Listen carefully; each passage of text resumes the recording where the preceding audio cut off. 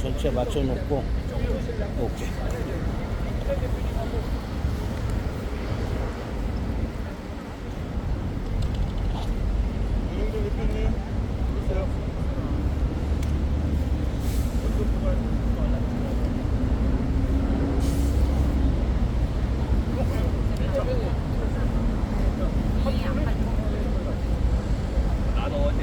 자, 여기 한 번만 봐주세요. 자, 좀 포팅 타임입니다. 예, 예.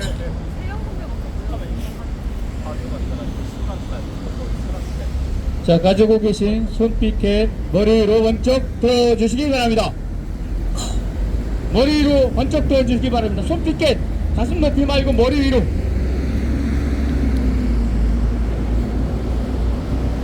자, 모두 손피켓을 머리 위로 번쩍 들어주십시오. 머리 위로 번쩍 들어주시기 바랍니다. 다음은 가슴 높이로. 역사적인 이 사진이니까 얼굴이 잘 나올 수 있도록 얼굴을 가리지 말고 가슴 높이로. 현수막에 이쪽으로 좀 치우쳤어. 이쪽으로 더 가야 돼. 아니, 기름막으로 안 돼. 현수막만. 형수막을 그냥 기름막 때문에 안 돼. 아, 그래? 이게 저 이수신 장군에 많이 치우쳤는데? 아니, 현수막이 이쪽으로 가야 된다고. 그냥 사람 목대로 있고. 그냥 안 돼. 아, 그래, 그냥 하죠? 오케이. 아, 자. 이거는 빨리 오세요. 대표님,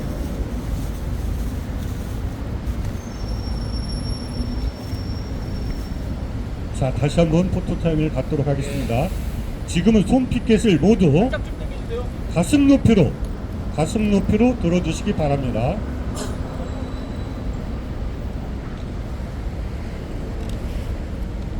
자, 한번 전 우리 구호를 외치겠습니다.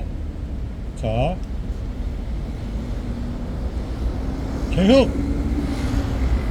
개헌마당 결성하자! 결성하자! 예, 구호 한번 외치고 기자회견 시작하도록 하겠습니다. 시민사회 선도, 탄핵 찬성, 탄핵 반대 합의를 국민 평가로 결정하라! 민주당은 탄핵 찬성에 대한 비전을 제시하라!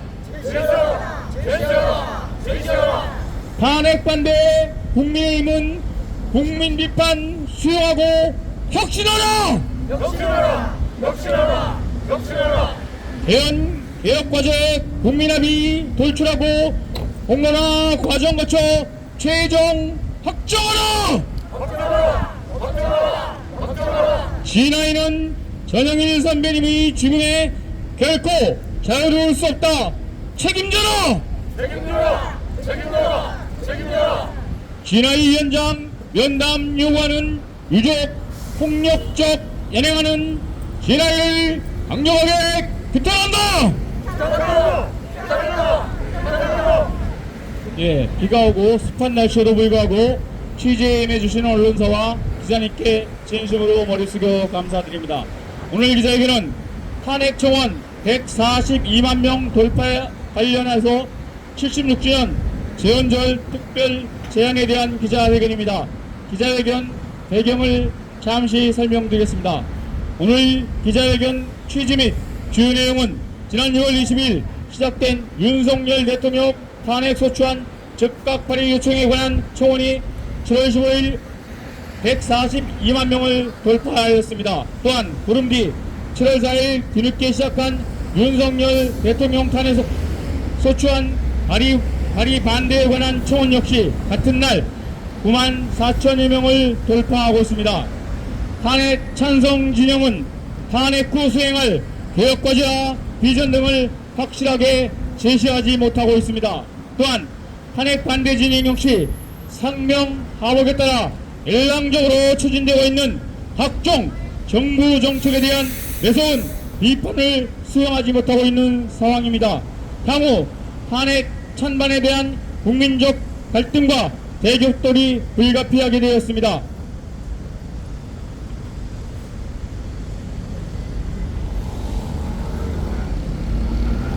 이에 따라 탄핵 찬성만 아니고 탄핵 반대에 대한 발언도 있어야 되지만 오늘은 긴급 기자회견으로 탄핵 반대에 대한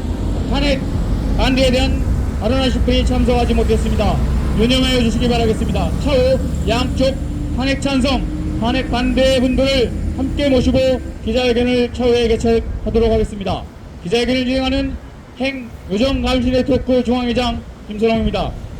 먼저 국민 의뢰가 있겠습니다.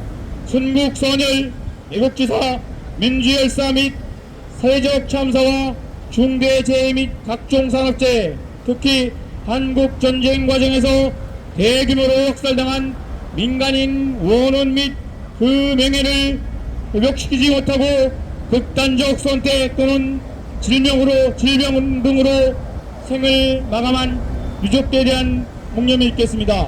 일단 묵념.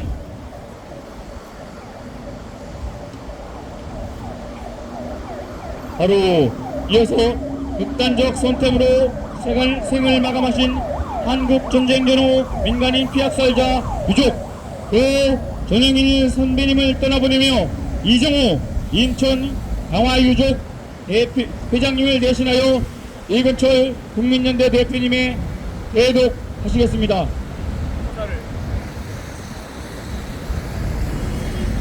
네, 극단 선택으로 생을 마감한 한국전쟁 전후 민간인 피학살자 유족 고 전영일 선배님을 떠나보내며 고 전영일 선배님 73년 전 고 전종록 1925년생 숙부님의 억울한 죽음을 잊지 못해 평생을 가슴에 묻고 사신다고 말씀하시더니 그 한풀지 못하신 채 향년 84세 그 한많은 생을 극단적 선택으로 마감하시다니 이 어쩐 정천병력같이 황망한 소식입니까? 고 전영일 선생님의 영전에 깊은 애도의 뜻을 표하며 삶과 평화로운 명복을 누리시길 빕니다. 전영일 선생님 누가 이토록 빨리 선배님을 떠나시도록 재촉했나이까? 무엇이 그리 급해 가슴에 꽁꽁 맺힌 한을 풀기도 전에 이렇게 성급히 떠나셔야만 하셨습니까? 선배님은 진실화해를 위한 과거사 정리위원회가 이승만 정부가 저지른 만행을 인정하고 싶지 않고 유족은 무시해도 되는 약자며 그래서 피해 결정을 한없이 미루며 유족들을 농락하는 것이라면서 자주 울분을 토하시곤 하셨습니다. 특히 이 과정에서 몇 번이나 죽어버리고 싶다고 격한 감정까지 표출하시곤 하셨습니다.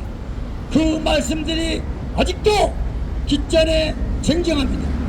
정부가 아무런 죄도 없는 숙부님을 무참하게 죽였고 73년이라는 긴 세월이 흘렀는데 어찌하여 아직까지 진실 규명과 명예 회복을 시켜주지 않느냐고 울분을 터뜨리시더니 숙부님 문제는 죽기 전에 해결하겠다고 다짐하시더니 어찌 마지막 작별 인사조차 없이 벼락같이 이별로 이승을 떠나셨습니까?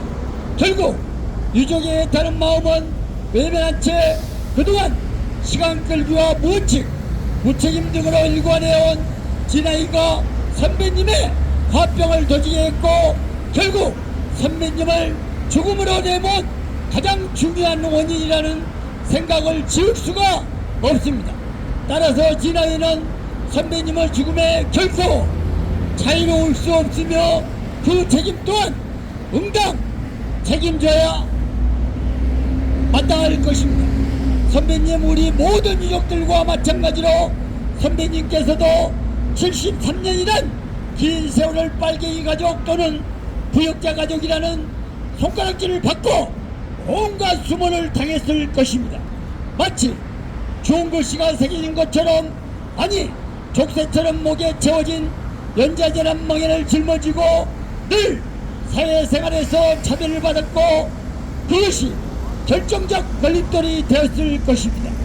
그래서 선배님은 평생 죄인 양땅만 파는 농사꾼으로 살아오셨습니다.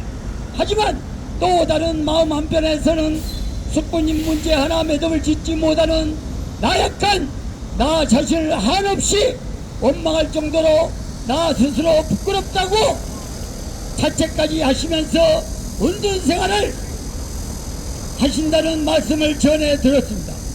한 달 전에 방문했을 때도 사람 만나는 것을 두려워하고 거부하신다는 말씀을 듣고 아쉬운 발길을 돌렸습니다. 그리하여 7월 2일 극단적 선택으로 세상을 등지셨다는 비보조차 7월 11일 저녁쯤에야 비로소 처음으로 뒤늦게 접하게 되었습니다. 숙부님의 억울한 죽음에 대한 진실이 규명돼야 편히 눈을 감을 수 있다고 울먹이는 목소리로 말씀하시더니 끝내 그 억울한 한을 풀지 못하시고 어떻게 눈을 감으셨습니까? 이제 밤 하늘의 별이 되어 영원히 빛날 선배님께 아무런 도움도 되어주지 못해 한없이 부끄럽고 죄송하다는 말씀과 함께 다시 한번 더 상가 명복을 빕니다. 부디 영면하시옵소서. 2024년 7월 17일 대덕 이근철 국민연대 상임대표 감사합니다. 예, 고 한 번 더 외치겠습니다. 진아이는 전영일 선배님의 죽음에 결코 자유로울 수 없다. 즉각 책임져라! 진아 위원장 면담 촉구하는 유족을 폭력적으로 연행하는 진아이를 강력하게 규탄한다! 이어서 송은학 공익감시 민권위 의장님의 연언인사 말씀을 읽겠습니다. 우리 모두 격려의 함성 와를 3초간 부탁드립니다. 와! 예, 방금 소개받은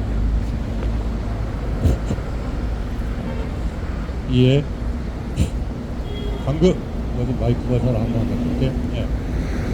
방금 소개받은 공익감시민권회 의장 송은학입니다.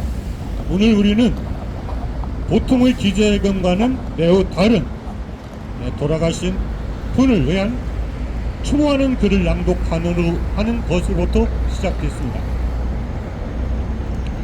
역사학자보다 조금씩 다르지만 최소 30만 명, 최대 100만에서 130만 명이 한많은 생활, 불행, 고통, 비극 등을 겪었습니다. 이러한 불행들을 끝장내고 국민이 단순한 핫바지 주권자 또는 무늬만 주권자가 아니라 국가 주인으로 우뚝 설 수 있는 각종 법률과 제도를 완비하려면 저는 개헌과 개혁이 반드시 필수적이라고 생각합니다.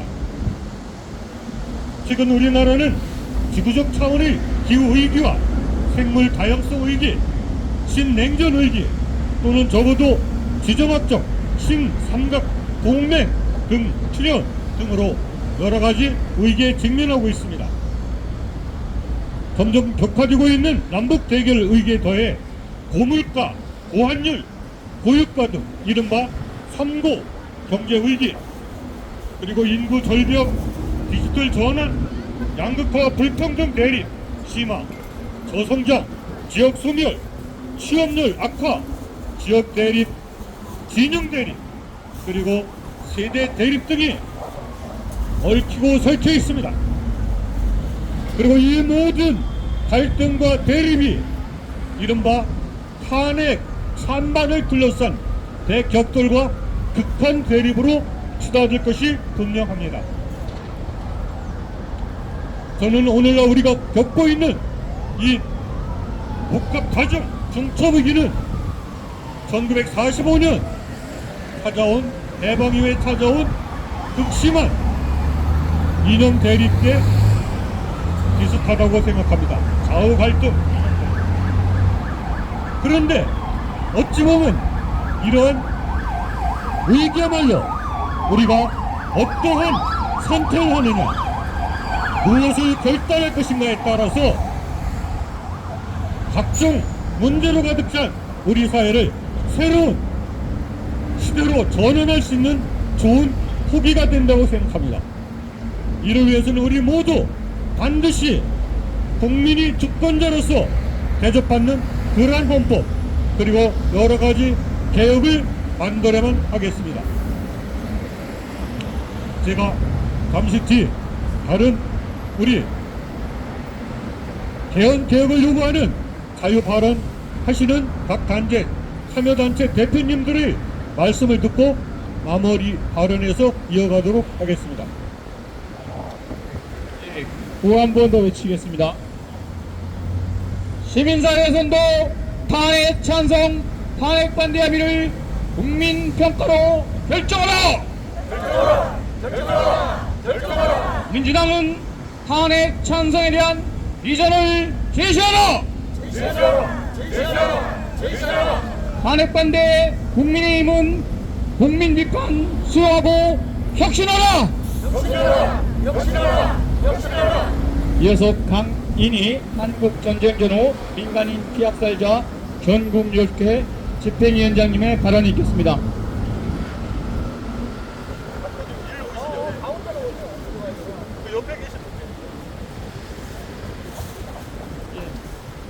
방금 소개받은 한국전쟁 전후 민간인 피학살자 유족회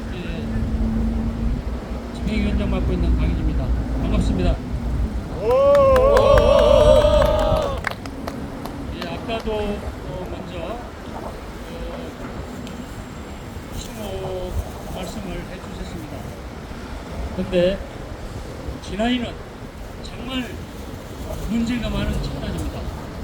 아까 돌아가신 그분이 선택한 극단적인 선택을 한 배경에는 일기 진아이 때 이미 이분이 다른 분 조사에서 같이 국가에 의한 폭력으로 피학살 당했다는 것이 진아이 자료에 명백하게 나와 있습니다. 그래서 미신청자로 이렇게 분류되어 있는 상태였습니다. 그래서 당연히 이기 진아이 때 3년 전입니다. 3년 전에 조사 요청을 진아이에 했던 바 있던 것입니다. 그래서 당연히 미신청자로 분류되어 있고 이미 일기에서 피해자로 이렇게 확정되어 있는 상태이기 때문에 당연히 빨리 진행이 돼서 신청자로 이렇게 분류될 걸로 이렇게 판단했습니다. 그러나 지금까지 진아이는 철저하게 무시하고 결정문을 내려주지 않았습니다. 3년 동안 방치하고 있었던 것입니다. 그래서 극단적인 선택을 할 수밖에 없는 그런 상황으로 몰아넣은 게 오늘의 진아이입니다. 진아이는 김강동 위원장이라는 사람이 위원장을 맡고 있고 그분이 지금까지 거부적인 발언을 서슴지 않아왔습니다. 미군에 의해서 노원리에서 폭격당한 양민 학살에 대해서 전쟁에서 부수적으로 일어날 수 있는 부수적 피해라며 당연히 피해를 받아들일 수밖에 없다는 그런 주장을 하고 있는 상황입니다. 미군에 의해서 이렇게 민간인이 학살됐음에도 불구하고 전쟁에 부수적 피해라는 이런 용어로 쓰면서 피해가 아니라는 이런 망을 늘어놓고 있는 사람이 김강동입니다. 지금 진아이는 온갖 불법, 탈법 행위를 자행하고 있는 게 진아이입니다. 그래서 한치의 앞을 나갈 수 없는 상태가 됐습니다. 진아이는 글자 그대로 진실하에 이혼입니다. 과거사를 청산해서 국민들이 화합을 통해서 국가가 발전해 나가자 이런 차원에서 진행한 진아이법이 지금은 국민을 갈등시키고 교육자를 가려내는 이런 진아이로 변질돼서 국민들을 갈등을 유발시키는 진아이가 되어 있습니다. 이런 사람을 임명한 사람이 바로 윤석열 대통령입니다. 윤석열 대통령 책임을 면할 수 없습니다. 그리고 또 윤석열 대통령과 김강동, 오세훈 시장 다 똑같은 사람으로 생각합니다. 얼마 전에 오세훈 시장은 열린 소행광장에 이승만 독재자의 기념관을 설립하겠다고 추진하겠다고 이렇게 선언했습니다. 이승만 기념관이 아니라 그것은 독재자의 추악한 학살 현장이 기록되는 그런 장소가 될 것입니다. 절대로 학살자, 독재자 이승만 기념관이 열린 송행 광장에 들어서서는 안 됩니다.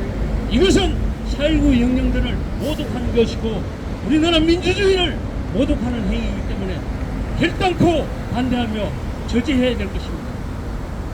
여러분, 우리의 오늘의 역사적 현실을 직시하고 이승만 기념관은 우리 시민사회 모두가 일치 단결해서 막아내야 될 사안이라고 생각합니다. 감사합니다.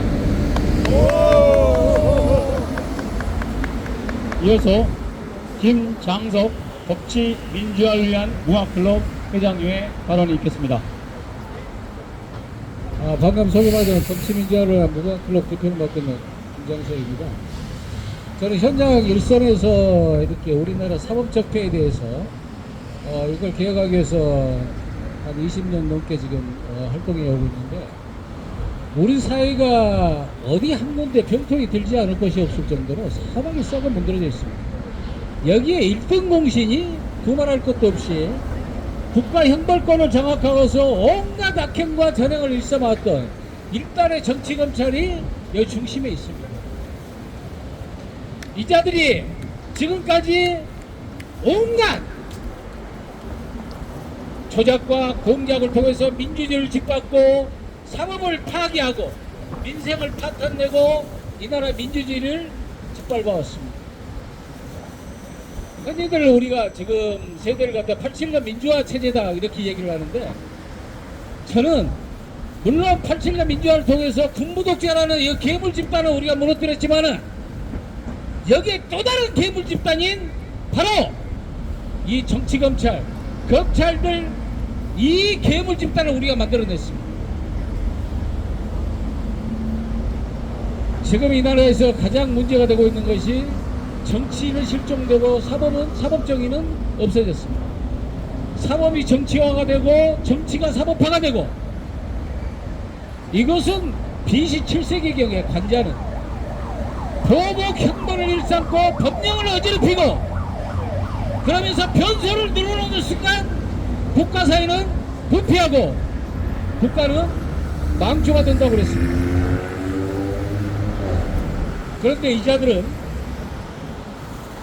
자신들의 국가 형벌권을 자신들의 사리사욕을 채우고 자신들의 입신영달을 위하고 이러면서 이 나라 국가를 국법을 유린하고 국정을 농단해 왔습니다. 오늘 대헌절을 맞이했는데 우리가 이 자들이 지금까지 이렇게 전행을 일삼고 악행을 일삼은 이 무소불위의 권력을 행사하고 할 수 있었던 바로 그 근거는 헌법 12조, 헌법 16조에 담겨있는 시체를 구속하고 시체를 체포하고 온갖 압수수색을 통해서 이 전행을 일삼았던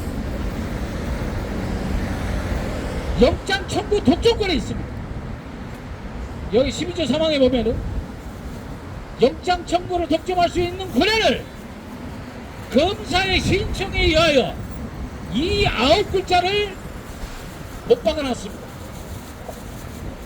현대 형사법의 가장 핵심적인 원칙이라 할 수 있는 재형법정주의와 증거재판주의에서 우리가 알다시피 재형법정주의는 죄가 있어도 법률이 없으면 처벌하지 못한다. 그러지만 더 심각한 것은 죄가 있지만은 증거가 없어서 처벌하지 못한다. 무죄를 선고한다. 12조 사망의 16조의 가장 큰 병폐가 이자들이 자신들의 입맛에 따라서 수십 번, 수백 번을 압수하고 수색하고 이 권한을 가지고 최근에도 자신들의 범죄에 대해서는 악착같이 숨기고 정적을 제거하기 위해서는 수십 번이고 수백 번이고 이 압수수색을 남발해서 이 전횡을 일삼고 있는 것입니다. 우리는 오늘 제헌절 맞아서 자기의 반드시 헌법을 개정해서 이 독소 중에 독소 조항인 압수수색 영장에 대한 영장 청구 독점권에 대해서 반드시 폐지를 하고 앞으로는 이 검찰 개혁에 대해서 우리가 반드시 실천해야 됩니다. 한 가지 이제 마지막으로 덧붙이고 싶은 것은 우리가 이제 여기서 지금 시내에 우리가 엊그저께 국회 청원제도에서 140만이 넘는 국민들이 청원을 했습니다. 차기에는 반드시 우리가 직접민주주의 제도를 도입을 하고 그래서 국민의 손으로 소환을 하고 국민 투표를 통해서 우리가 의사를 결정을 하고 또한 국민 입법 발언제를 통해서 국민들도 입법을 하는 그간에 우리가 들러리 주권자가 아니라 직접적으로 우리가 주권을 행사하는 이런 직접민주주의를 도입을 하고 특히 사법 분야에 대해서는 국민의 인권 침해가 소지가 너무나도 다분하고 국가의 민주주의 근간이고 국가를 지탱하는 정의 최후의 보호를 할 수 있는 이 사법수장들에 대해서는 법원장이나 검사장, 경찰서장에 대해서는 우리가 반드시 국민의 손으로 선출하고 임명하고 파면하고 징계하는 이 직접민주주의 제도를 반드시 도입해서 우리가 차기에 이런 민주주의를 강화하고 국민 기본권이 강화되는 이 시대를 우리가 열어나가야 되겠습니다. 감사합니다. 예, 윤영대 대표님, 투기자본감시센터 윤영대 공동대표님 발언 있겠습니다. 네, 안녕하십니까. 투기자본감시센터입니다. 저희가 어제까지 용산 대통령실에서 이 윤석열 대통령에게 오늘 제헌절까지, 이번 제헌절까지 하나은행과 국민은행, 과거 외환은행의 론스타의 외환은행 이들이 탈세한 자금에 대해서 2006년부터 2008년까지 저희 투기자본감시센터가 고발되어 왔습니다만은 노무현 대통령이 2조 5천억을 추징했습니다. 2조 5천억이 정말 큰 돈이죠. 심지어 노무현 대통령은 임기 1주 남겨놓고 하나은행에 대해서 1조 7,241억 원을 추징했습니다. 그런데 문제가 심각한 것이 생겼습니다. 여러분, 대한민국에서 이렇게 엄청난 금액을 탈세하면 어떻게 되겠습니까? 대한민국 검찰이 있다면 당연히 구속해서 이들을 기소하고 또 벌금을 때리고 무기징역 해야 되는 거 아닙니까? 그런데 대한민국의 검찰이 옛날에도 없었습니다. 그래서 이렇게 대한민국의 은행들이 이런 탈세 짓을 해온 것이죠. 이 대한민국에 검찰이 있었다면 이러한 탈세도 못할 뿐만 아니라, 그런데 문제는 더욱더 심각한 것이 이명박 대통령이 당선돼서 노무현 대통령 때 추징한 2조 5천억을 김현장과 공모해서 재탈세하고 말았습니다. 어느 나라 대통령이 세금을 국세청이 추징했는데 이것을 빼먹는단 말입니까? 그런데 대한민국 국민들은 이러한 사실을 오래도 됐고 잘 알지 못합니다. 저희 투기자본감시센터가 요구해서 론사건도 고발하고 윤석열, 한동훈 등이 수사했습니다만은 론사건 어떻습니까? 저희들이 고발할 때 수사는 좀 하기는 했습니다만은 그 핵심인 사람들 하나도 기소하지 않았습니다. 이현재, 지금 한덕수, 김진표 이런 사람들이 국회의장이 되고 또 조일의 대법원장 이런 사람들이 전부 대법원장이 되고 이렇게 되어 왔습니다. 정말 과거에 이렇게 검찰권이 없었는데 윤석열이나 한동훈이 그때는 최고의 검사가 아니었기 때문에 지시를 받아서 그럴 수 있었겠다 생각했습니다. 그런데 대통령이 돼서도 저희들이 윤석열이 중앙지검장일 때, 검찰총장일 때 로사의 탈세 사건, 그리고 하나은행의 탈세, 국민은행의 재탈세 이러한 사건들을 수사해서 추징해달라고 요구했습니다. 그런데 대통령이 된 지금까지 추징하지 않았습니다.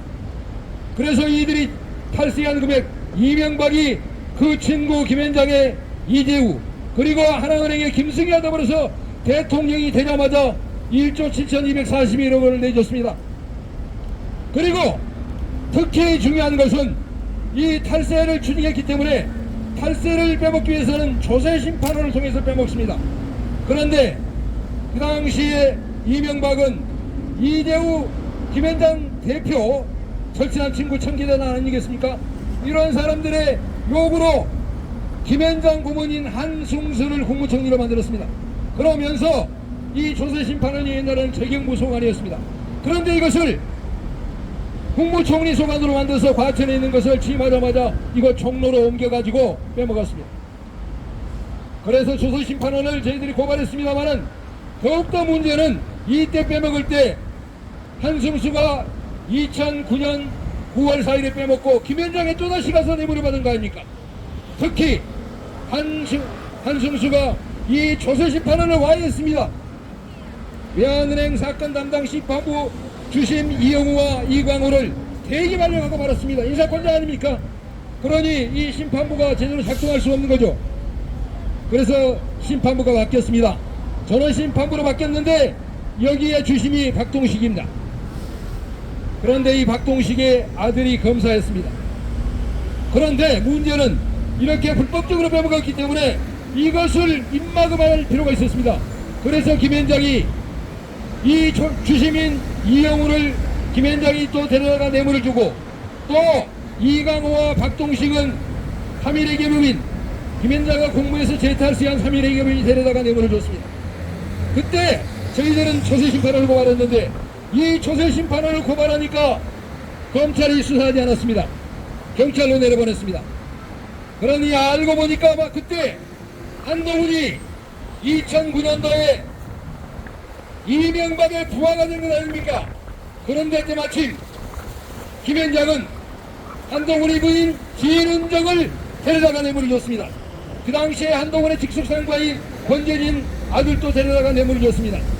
이와 같이 이러한 불법이 그래서 진행되고 있던 것입니다. 윤석열 대통령, 그래서 저희들이 요구했습니다마는 지난 6월 20일 그래서 윤석열 대통령까지 포함해서 한동훈, 그리고 검찰총장 이원석을 포함해서 국세청장 김창기, 그리고 이백환 금융감독원장까지 이 하나은행과 국민은행, 원사의 외환은행의 탈세금 23조 원을 추징하지 않았기 때문에 고발했습니다. 그리고 이 탈세의 핵심 주범은 김현장입니다. 아시겠습니다마는 아까 검찰이 그냥 자기 마음대로 하는 것이 아닙니다. 검찰을 쥐고 있고 대통령을 쥐고 있는 사람이 바로 김현장입니다. 김현장. 그래서 저희들은 윤석열에게 김현장 해체를 요구했습니다. 윤석열이 탈세를 추진하지 않는 것은 헌법 38조로 대한민국 5천만 국민에게 부여된 납세 의무, 법률에 따라서 세금을 내게 돼 있는데 법인세법으로 정해진 이 세금을 내지 않고 국세청이 추징했는데 이 추징한 세금까지 빼먹은 이명박과 김현장 이르들에 대해서 당연히 처벌하고 23조를 추징해야 합니다. 그렇기 때문에 이것은 윤석열이 추징하지 않는다면 이것은 정말 헌법 파괴인 것이고 국고조직의 공범이고 김현장의 하수인에 불과할 것입니다. 특히 김현장을 위해서 윤석열이 뭘 했습니까? 당선되자마자 5천만 국민이 텔레비전을 봤습니다. 그때 한덕수가 김현장에서 두 차례에 걸쳐서 2002년 로스타에 외환은행을 팔 때는 1억 5천만 원, 그리고 윤석열이 국무총리로 임명하기 전에는 18억 원을 뇌물을 줬습니다. 이것을 5천만 국민이 아는데 이러한 탈세 범죄 조직인 김현장의 하수인, 그리고 로사의 하수인 매국노 한덕수를 국무총리에 임명하고 또 김현장으로부터 부인이 뇌물을 받은 한동훈을 법무부 장관 뿐만 아니라 김현장 비서 최지현 인사비서로 임명했습니다. 그리고 더욱더 가관인 것은 당시에 이명박의 비서로서 저축은행 사태 팀장이었던 권익환을 검찰 인사위원장에 임명했습니다. 김현장 아닙니까? 그런데 최근에는 정말 있을 수 없는 이러한 행위를 윤석열이 자행했습니다. 뭐냐? 바로 넥슨 검사, 새끼 검사의 직속 상관으로 김현장, 하수인, 김주연을 5천만 국민과 약속한 민정수석 실폐지를 어기고 민정수석을 만들어서 검사를 인사하는 이러한 민정수석에 임명했습니다. 이 사람이 뭐냐? 넥슨 아시죠? 진경준 검사 아시죠? 이때 이 사람이 저희들이 넥슨 진경준을 고발했는데 이때 진경준을 수사하기 위해서 검찰이 넥슨 김정주의 집에 갔는데 거기서 나온 사람이 대검 차장 아닙니까? 무슨 일입니까? 대검 차장이 거기서 왜 나옵니까? 김정주의 집에서. 바로 그렇습니다. 김정주가 살던 집을 대검 차장이 매매했잖아요. 그 아버지의 소유입니다만은 김정주가 거기 살았습니다. 뇌물이죠, 뇌물. 이 무렵에 과거에 진경준이가 일본 넥슨 주식 이거 받을 때 이 무렵입니다. 넥슨의 검사 그리고 김현장의 검사인 이 김주영을 대한민국 검사들의 인사권자로 발령하고 말았습니다. 그렇다면 대한민국 검사는 바로 김현장의 눈치를 보고 부패를 수사하는 데는 검찰을 잊지 못하고 나가서 한지겸을 내라거나 이런 사태가 벌어지는 사태를 초래하고 말았습니다. 그래서 윤석열은 헌법으로 검찰기관이 존재합니다마는 이 검찰을 김현장의 하수 조직으로 만들었고 또한 조인의 이러한 사람들 김현장의 뇌물을 받는 사법부 대법원장을 만들고 말았습니다. 그래서 저희들이 이 사법부도 김현장의 사법부를 만들고 만 것 아닙니까? 대한민국 법이 없습니다. 대한민국 헌법이 있습니다만은 헌법은 지켜지지 않고 이렇게 김현장법 위전무죄법만 지켜지고 있습니다. 대한민국 국회의원이 있다면 저희들이 고발한 하나은행 탈세 그리고 외환은행의 탈세, 모사의 탈세 이러한 사건 다 알고 있을 텐데 탄핵을 하려면 이러한 내용을 포함해서 탄핵해야 합니다. 대한민국 야당 지금 탄핵을 부르짖고 있습니다만은 가장 핵심적이 이러한 범죄가 국민의 주머니를 터는 것이 아니고 무엇이겠습니까? 은행의 탈세는 바로 국부 유치입니다. 왜냐? 은행이 누구 소유입니까? 국민은행의 76%가 외국인입니다. 4대 금융지주 국민지주의 76%, 하나금융지주의 70%, 그리고 신한금융의 60%가 외국인입니다. 탈세한 돈이 외국인에 돌아간다는 뜻입니다. 외국인들은 지금 은행을 통해서 지난 10년간 18조 원을 배당받았습니다. 그리고 이들이 얻은 주가상승 이익이 전부 얻은 돈입니다. 그래서 이 돈은 탈세한 자금이 이들의 주머니 외국인의 국부 유출입니다. 그리고 이 탈세한 자들을 대리하는 사람이 바로 김현장입니다. 김현장이 세계 최대 재벌 블랙록을 대신해서 금융기관을 지배가 있고 또 윤중현 같은 사람을 김현장이 데려가 6억의 뇌물을 주고 부총리를 시킨 다음에 지금 KB금융에 나와 있습니다. 말이 되겠습니까? 이렇게 나라를 온통 국부유출로 만들고 있는데 윤석열이 진정 대통령이라면 이러한 탈세금을 23조를 추징하면 그 16조 5천억이 외국인의 주머니에서 대한민국 국민의 주머니로 들어오는 것입니다. 현대자동차를 10%의 이익을 남기기 위해서 수출한다면 1200억 달러를 수출해야 하는 막대한 돈입니다. 그런데 이러한 국부유출되는 이러한 엄청난 금액을 대한민국 대통령이 이러한 자가 추징하지 않는다면 내국노 아닙니까? 내국노. 그래서 저희들이 이번 지원절까지 윤석열에게 오겠습니다. 윤석열이 이러한 23조를 추징하지 않고 김현장을 해체하지 않으면 당연히 탄핵될 것이라는 것을 저희는 경고해드렸습니다. 국민과 함께 윤석열을 탄핵해서 이러한 탈세를 기필코 추징하고 김현장을 해체합시다. 감사합니다. 시작합시다. 예, 송은아 동익감시 민권회 의장님의 마무리 발언이 있겠습니다. 그 시간이 많이 지체돼서 가능한 한 간단히 끝내겠습니다. 그 전에 다시 한번 포토타임을 갖도록 하겠습니다.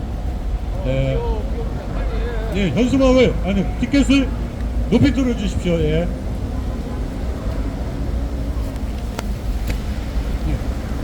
네, 내려주세요. 예, 그리고 아무래도 비가 와서 이것으로 끝내도록 하고요.